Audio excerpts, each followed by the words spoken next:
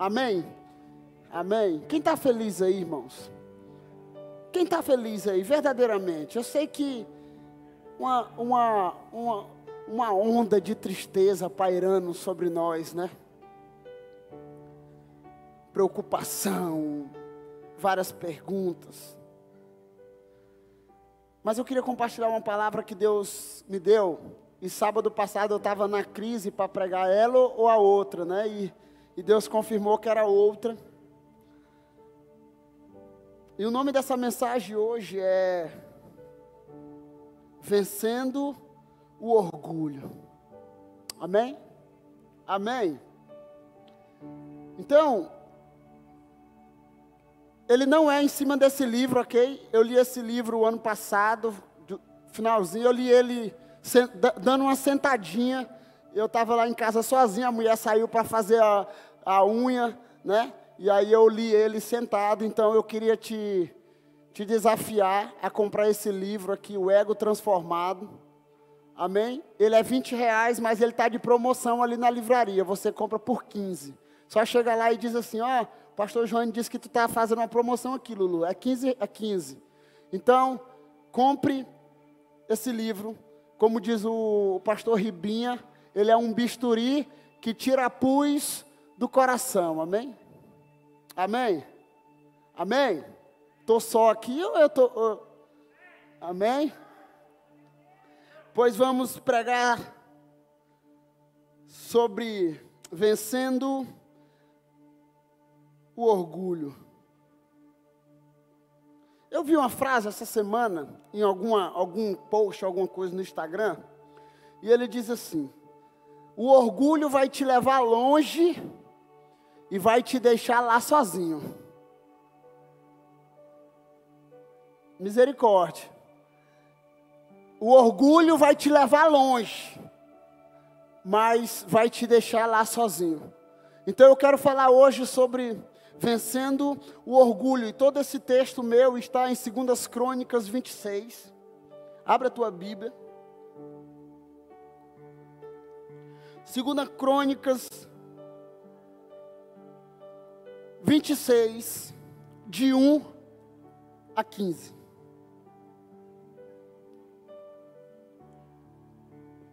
Quem encontrou aí diz amém. Amém.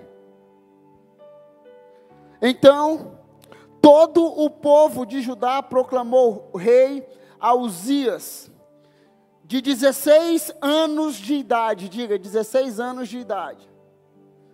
Quantos anos? Quantos anos? No lugar de seu pai, Amazias. Foi ele que construiu e reconstruiu a cidade de Elate para ajudar, depois que Amazias descansou com seus antepassados. Uzias tinha 16 anos de idade quando se tornou rei, e reinou 52 anos em Jerusalém. Sua mãe era de Jerusalém e se chamava Jecolias. Ele fez o que o Senhor aprova. Diga, ele fez o que o Senhor aprova. Tal como seu pai Amazias, e buscou a Deus durante a vida de Zacarias, que instruiu no temor de Deus. Enquanto buscou o Senhor, Deus o fez prosperar. Ele saiu à guerra contra os filisteus e derrubou os muros de Gate, de Jabne e de Asdod. Depois reconstruiu cidade próximo a Asdod e em outros lugares do território filisteu. Deus o ajudou contra os filisteus, contra os árabes que viviam em Gurbaal e contra os meunitas. Os amonitas pagavam tributo a Uzias e a sua fama estendeu até a fronteira do Egito, pois havia se tornado muito poderoso. Uzias construiu torres fortificadas em Jerusalém, junto à porta da esquina, à porta do vale e no canto do muro. Também construiu torres no deserto e cavou muitas cisternas, pois ele possuía muitos rebanhos na Cefala e na planície. Ele mantinha trabalhadores em seus campos e em suas vinhas, nas colinas e nas terras férteis, pois gostava da agricultura. Uzias possuía um exército bem preparado, organizado em divisões de acordo com o número de soldados, convocados pelo secretário Jeiel e pelo oficial Maacéias, sob o comando de Hananias, um dos oficiais do rei. O total de chefes de família no comando dos homens de combate era de 2.600. Sobre o comando deles havia um exército de 307.500 homens treinados para a guerra. Uma força poderosíssima que apoiava o rei contra os seus inimigos. Uzias providenciou escudo, lanças, capacete, couraças, arcos e atiradeiras de pedra para todo o exército. Em Jerusalém, construiu máquinas projetadas por peritos para serem usadas nas torres e nas defesas das esquinas.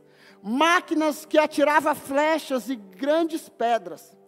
Ele foi extraordinariamente ajudado e assim tornou-se muito poderoso e a sua fama espalhou-se para longe.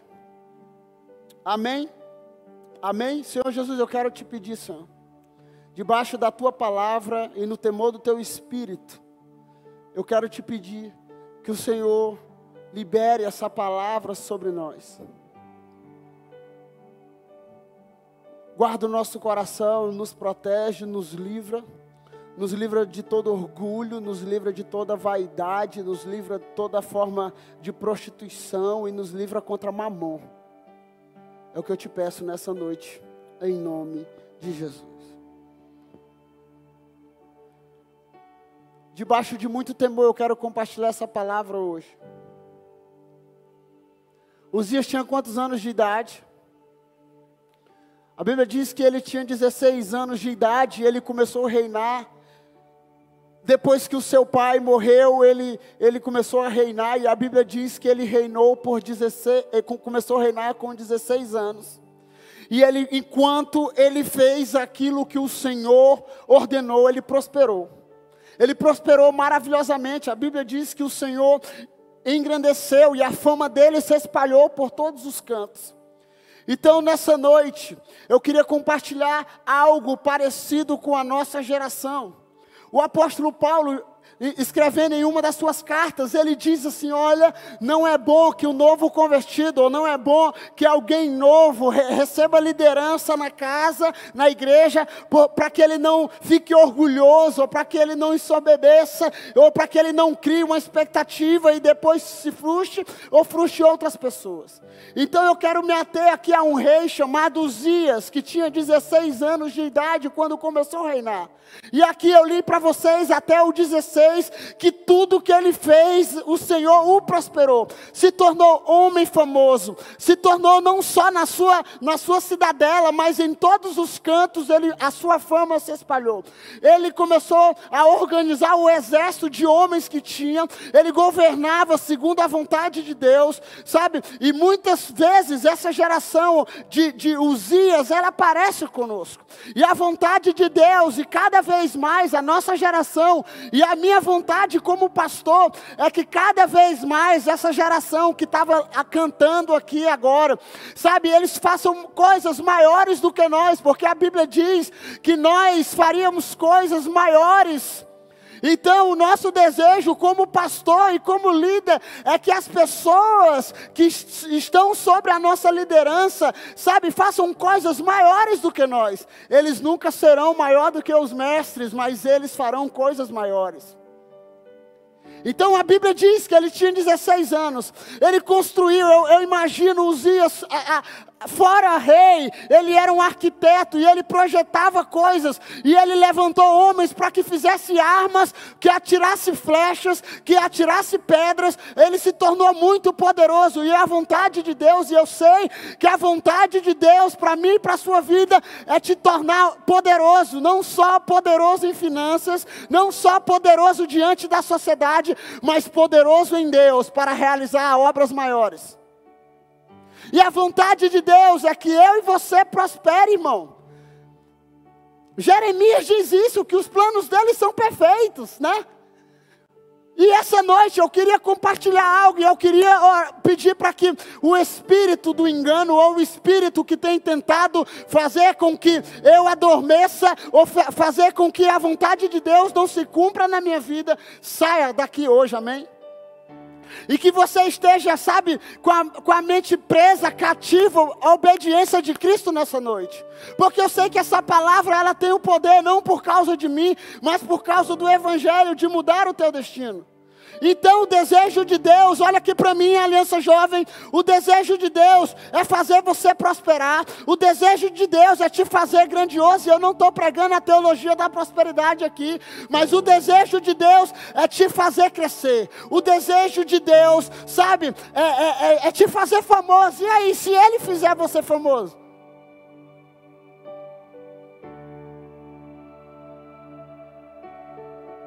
A Bíblia diz aqui em 2 Crônicas 26:15, que em Jerusalém construiu máquinas projetadas por peritos para serem usadas nas torres e nas defesas das esquinas.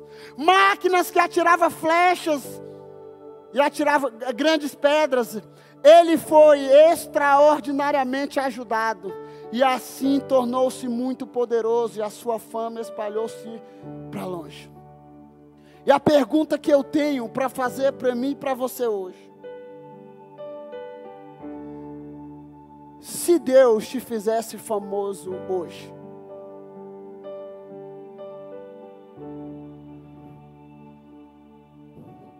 mais do que nunca nós olhamos uma geração, né? Uma geração que ela quer ser influente, né? Uma geração dos influencers, uma geração, sabe, que quer alcançar, sabe, influência diante da sociedade, diante da igreja, diante do mundo, através das redes sociais. Mas sabe de uma coisa? A pergunta que eu tenho para você hoje é: quem tem sido relevante na sua vida nesse tempo? Quem tem sido relevante na sua geração nesse tempo? Para marcar a história. A Bíblia diz aqui em 2 Crônicas 26:16, entretanto, depois que Uzias se tornou poderoso, e é aqui que eu quero me ater, coloca aí, 2 Crônicas 26:16.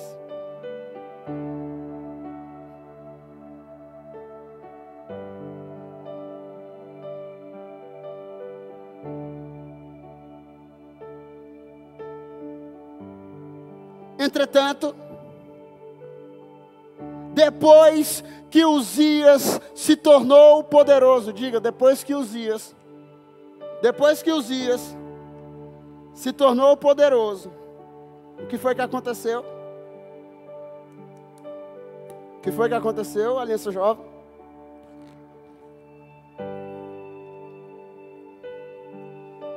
O seu orgulho provocou a sua queda.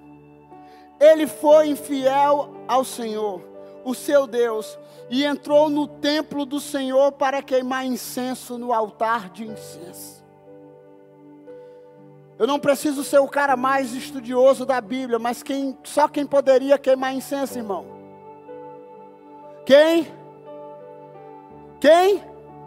Só o sacerdote poderia queimar incenso, só o sacerdote poderia ir no Santo dos Santos. Então a Bíblia diz que Uzias se tornou muito poderoso, e o orgulho entrou no coração dele. E quando o orgulho entrou no coração dele, ele se achou na vontade de entrar, porque agora ele era um rei poderoso e ele poderia entrar, sabe, para queimar incenso. E a Bíblia diz que depois que ele fez isso, que o orgulho entrou. E sabe de uma coisa? O inimigo tem feito, e ele é milenar. Olha aqui para mim, Aliança Jovem, o inimigo é milenar. O diabo, Satanás, o capiroto, o sadangoso, o nome que você quiser usar aí, ok?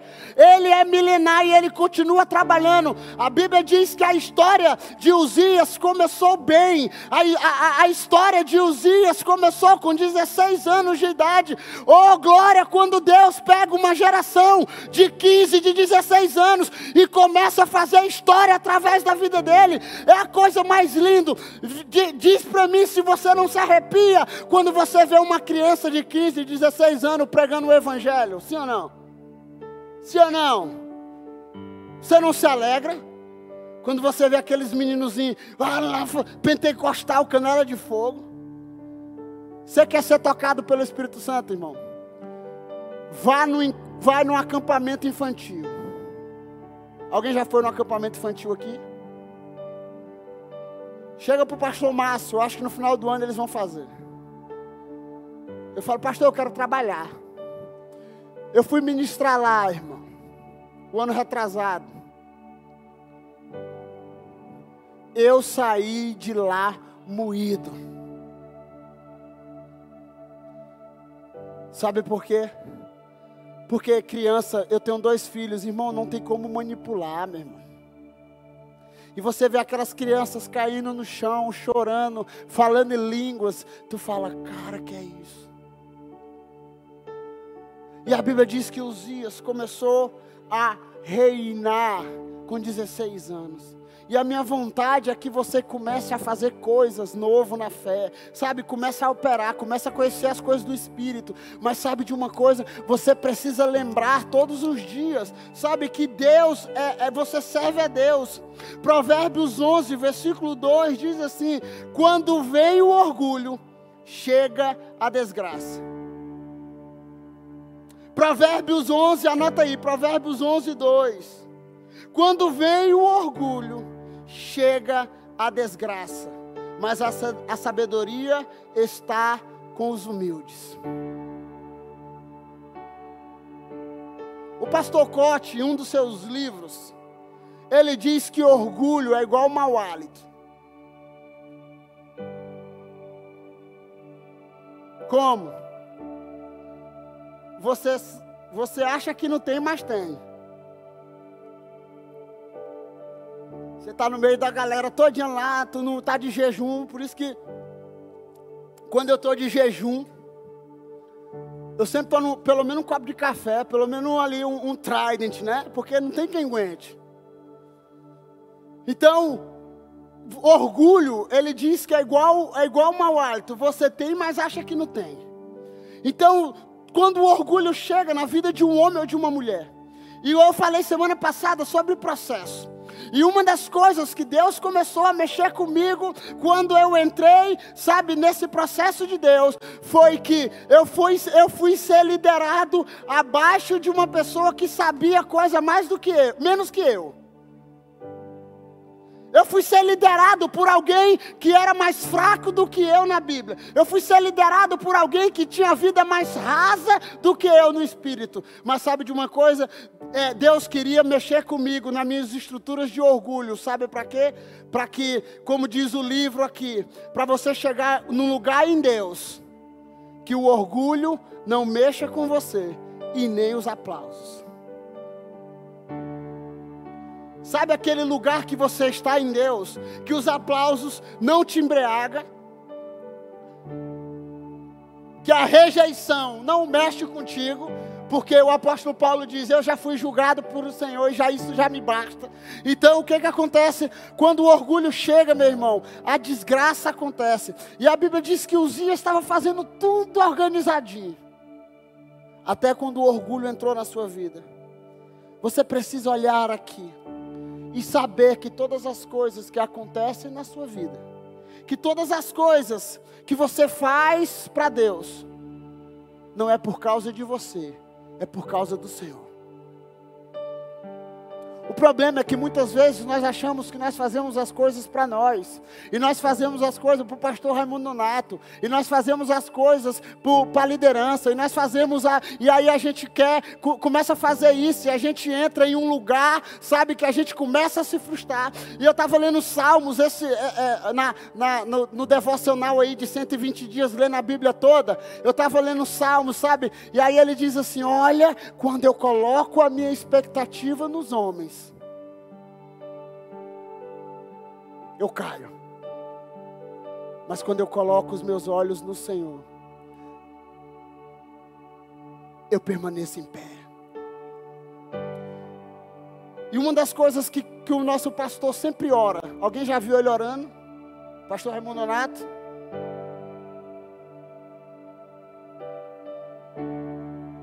Senhor, me livra do orgulho, Me livra de qualquer forma de orgulho.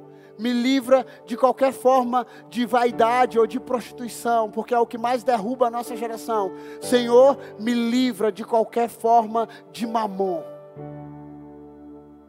Sabe por quê? Porque quando a Bíblia diz que só existe dois Deus, ou você adora um e fica sem o outro, ou você adora o outro e fica sem o outro. Dinheiro não é o problema, ok? Dinheiro não é o problema. O amor ao dinheiro é a raiz de todos os males. Então a vontade de Deus é te fazer prosperar. Mas a minha pergunta é: e quando você estiver prosperando?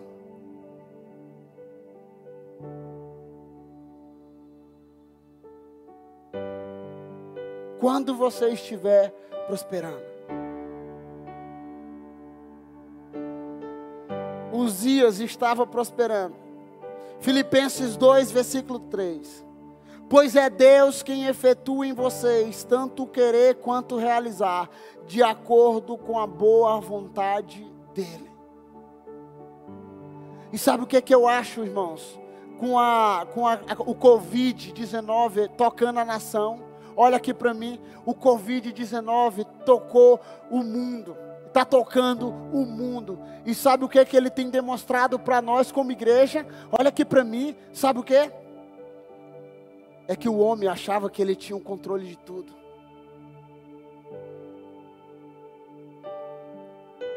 Sim ou não? Os médicos achavam que tinham o controle de tudo. Os médicos achavam que já sabiam de todas as coisas. Aí vem um vírus que abala todo mundo. E sabe, e aí a gente vê o desespero. Pessoas, aí eles começam a estudar e dizer: não, criança pega, criança não pega, jovem está de boa e tal. Aí eu tenho o meu Porsche Atleta e graças ao meu Porsche Atleta eu não sofro. E aí hoje nós estamos vendo, sabe, pessoas da nossa idade, pessoas com 15, 16, com 20, com 30 anos, pessoas saudáveis, pessoas que fazem exercício, pessoas que vão na academia, dependendo do milagre de Deus. Sabe por quê? Porque Deus é poderoso para fazer infinitamente mais de tudo aquilo que pedimos, pensamos ou imaginamos.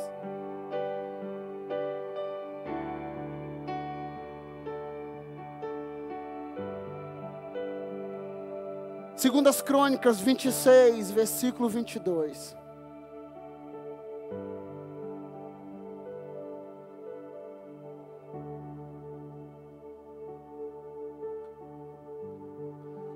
Os demais acontecimentos do reinado de Uzias, do início ao fim, foram registrados por quem? Por quem? Profeta Isaías. Agora eu vou entrar na minha mensagem. Eu vou descer ao Tony que está hoje aqui. Se você ler a história de Isaías, quando eu me converti, e eu queria, bota Isaías 6 para mim aí.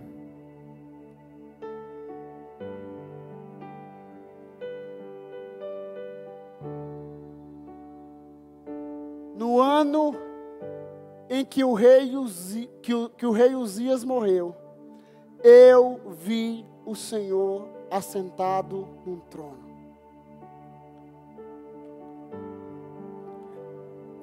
A história conta que Uzias governou, e eu já disse isso para vocês, e eu não vou ficar chato. Começou a reinar, queimou incenso sem ter autorização para queimar incenso, porque ele não era sacerdote.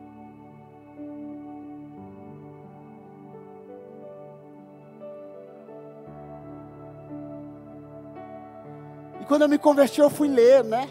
Eu fui pesquisar por que a Bíblia relata Isaías 6. Se você ler a história de Isaías 1 até o 6, Isaías é o profeta do ai. Ele está dizendo assim: ai de ti, ai de ti, ai de ti, ai de ti que é orgulhoso, ai de ti Jerusalém, ai de ti, ai de ti, ai de ti, ai de ti, ai de ti. E sabe, muitas vezes nós começamos a nossa caminhada com Cristo, sabe, de boa, maravilhada, e a gente começa a fazer coisas extraordinárias, e sabe, e o orgulho entra dentro de nós, aí o orgulho começa a nos perseguir, o orgulho começa a tocar nosso coração, e nós achamos que estamos bambam, sabe por quê? Porque a Bíblia diz que um que estava lá no céu, por causa do orgulho, caiu, e Satanás, e terça parte dos seus anjos caíram com ele. Então, a Bíblia diz, começa, não vou nem me ater a Satanás, porque você já sabe a história dele. Então o orgulho, desde a época, por isso que eu disse que o inimigo é milenar, e você começa a fazer coisas grandiosas, e aí um dia eu fui me perguntar: moço, por que a Bíblia relata muito claro que Isaías só conseguiu ver o Senhor no dia que Uzias morreu? Você já fez essa pergunta? Você já fez essa pergunta?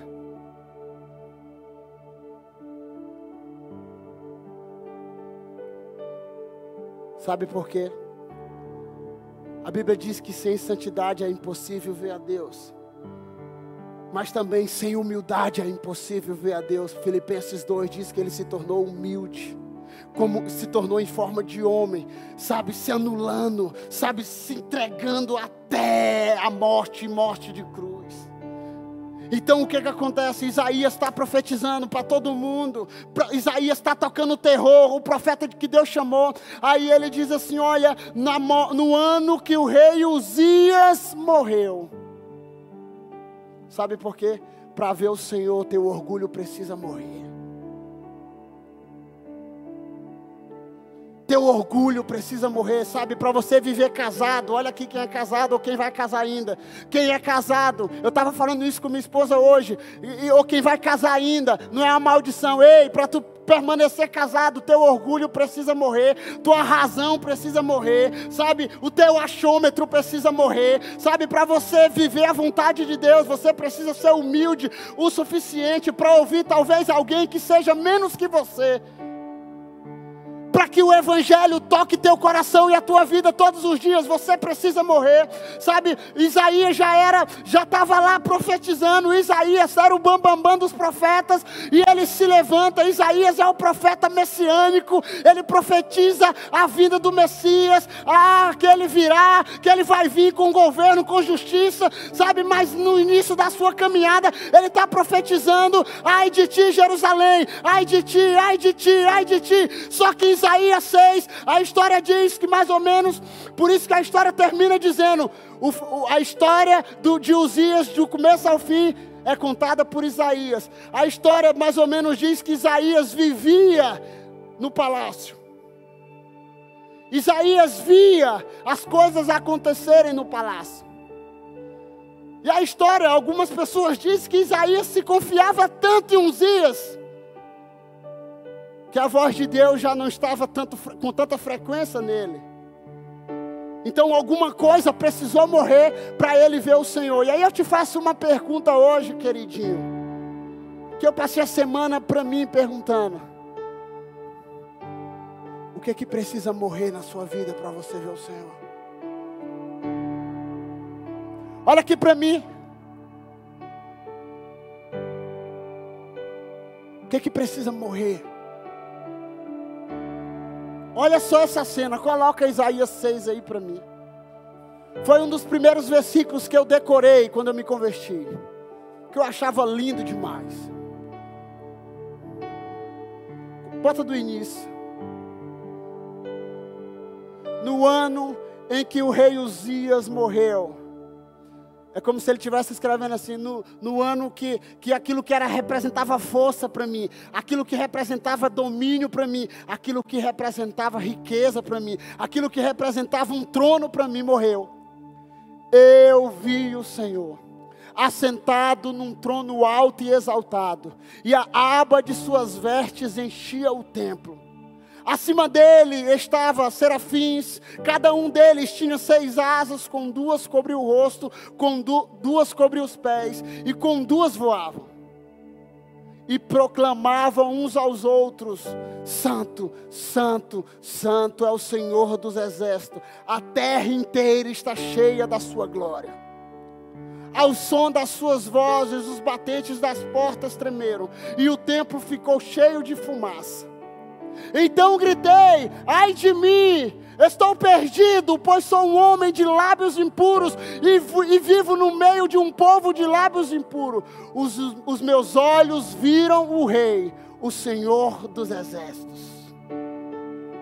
Então, Isaías, depois que Uzias morre, ele vê o Senhor. Imagine só, meu irmão, o céu se abrindo nessa igreja agora. Imagine só, anjos, né?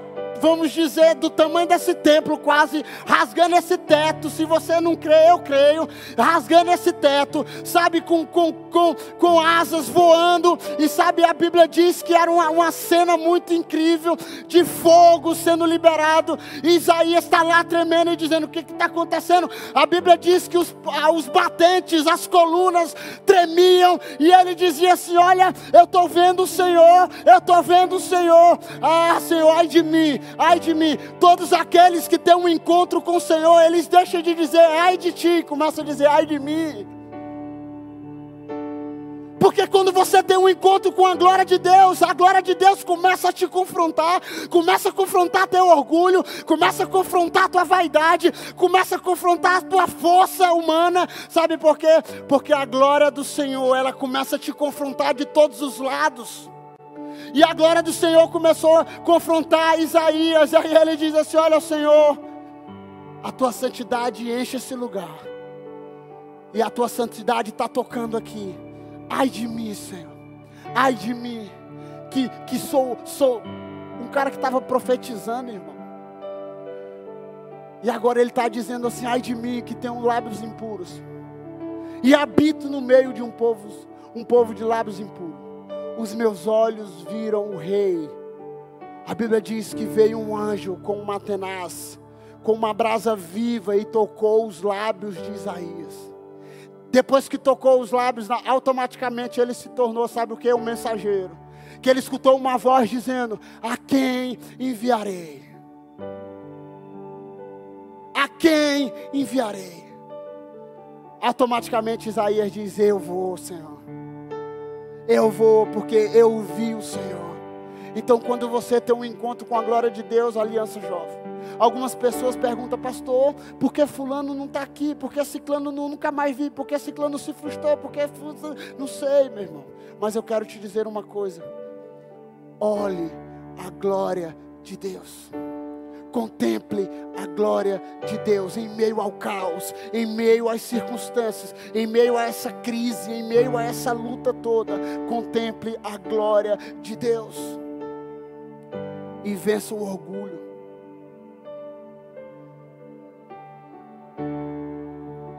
Eu atendo casais. Quem é casado aqui, levanta a mão. O segundo e a Fran. Quem é o que demora mais para pedir perdão aí? Eita, eu estou constrangendo meus discípulos, eu posso fazer isso. É ela? Demora mais? Então, meu irmão, no casamento, existe uma frase assim no casamento que eu falo para qualquer um, né? Eu falei para esses dois que eu casei e fiz o pré-nupcial. É melhor viver feliz do que ter razão. Já viu aquele que está brigando com a mulher e diz: mas eu tenho razão. Aí está vivendo infeliz, o diabo está cirandando na casa dele. Ah, mas eu tenho razão, pastor. Eu atendi um esses dias. E ele disse assim: pastor, eu tenho razão. Eu falei: tu tem razão o quê, menino? Deixa a tua razão morrer. Quem tem razão é o Senhor, Ele sempre tem razão. Peça perdão, peça desculpa e vai viver teu casamento. Vai namorar com tua esposa. Eu posso falar isso, tem jovem aqui, aleluia. Você que está online, um abraço. Vai viver. Pastor, eu entrei com 50% e ela com 50%. Pare de besteira, entre com 100% e ela com 100%, irmão. Entre completo, entre por inteiro. Ah, pastor, mas sabe, ela demora a pedir perdão, porque eu tenho razão, pastor, eu sempre tenho razão. Eu sou o querubim de Deus.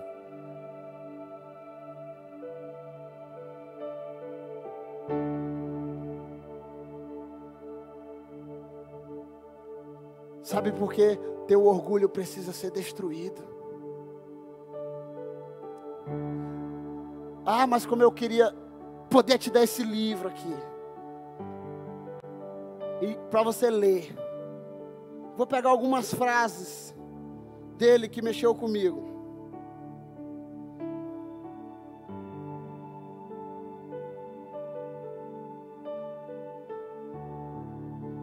O tempo inteiro, o ego exige que qualifiquemos nossa aparência e a maneira como somos tratados.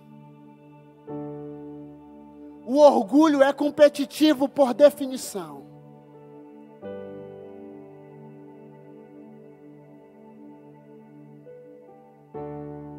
É isso que o orgulho e o ego faz o tempo inteiro. Trabalhamos em coisas de que não gostamos. Realizamos todo tipo de coisas, não pelo prazer de realizá-las, mas apenas para construir um currículo impressionante. O ego vive ocupado, o orgulho vive ocupado, ocupadíssimo o tempo inteiro. E por último, não devemos valorizar demais o que as pessoas pensam ao nosso respeito. Porque o apóstolo Paulo diz assim: já estou crucificado com Cristo, agora não vivo eu, Cristo vive em mim. Então o meu ego está subjugado à vontade do Senhor. As minhas vontades estão subjugadas à vontade do Senhor. Então, meu irmão, eu queria hoje essa palavra, não é para te confrontar apenas, ou para te bater, para dizer, que taca. Mas sabe de uma coisa? É para mexer no teu orgulho, na tua vaidade. Porque Deus dá graça aos humildes e rejeita os orgulhosos. E sabe qual é o maior teste de calibre? É o casamento. Quem é casado aqui? Sim ou não? O maior teste para provar o nosso orgulho é o casamento. Então você que é jovem, que é solteiro, que ainda não casou, e vai casar em nome de Jesus, comece a trabalhar no seu orgulho. E você, moça, comece a trabalhar no seu orgulho.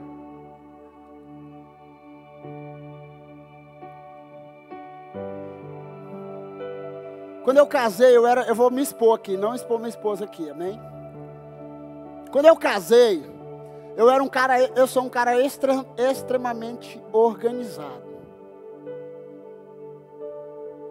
Na casa, com limpeza. O meu toque é limpeza, ok? Eu não vou dormir enquanto eu não ver as coisinhas organizadas, a pia limpa. Eu sou assim, é meu jeito. A casa cheirosa, aquele é meu papel, ok? Não que minha esposa seja suja. Minha esposa é organizada também. Mas as minhas maiores lutas e brigas eram por causa do meu orgulho, porque eu queria as coisas do meu jeito.